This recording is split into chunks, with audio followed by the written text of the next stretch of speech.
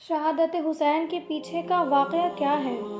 امام حسین نے کیوں اپنی جان کے ساتھ ساتھ اپنے خاندان کو شہید کروا دیا؟ واقعہ کربلا سب کو پتہ ہے، سب کو سنایا جاتا ہے۔ اس مہینے کو غم کا مہینہ کہا جاتا ہے۔ لوگ افسردہ ہوتے ہیں، غمزدہ ہوتے ہیں۔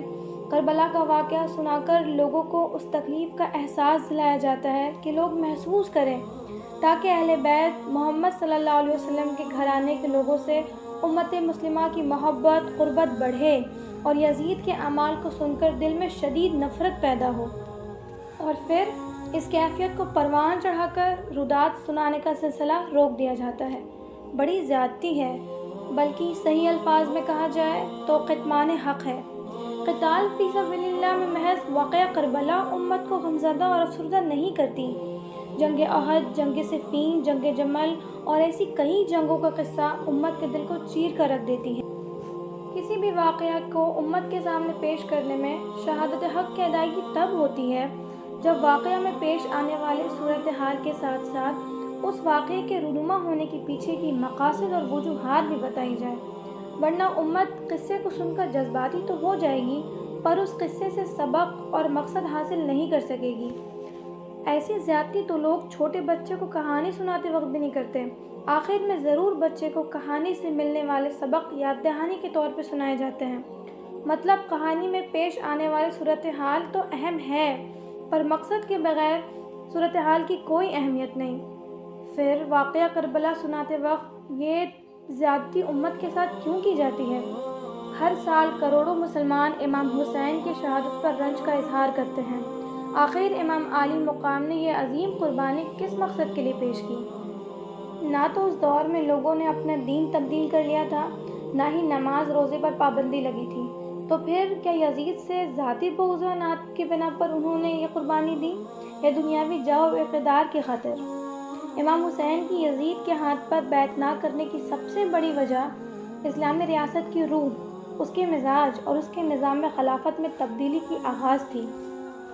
یزید کی تخت نشینی سے جس طرز حکمرانی کا آغاز ہوا، اس میں تقویٰ کے بجائے عشائش پسندی اور خلافت کے بجائے انسانی بادشاہت کا رنگ نمایاں تھا۔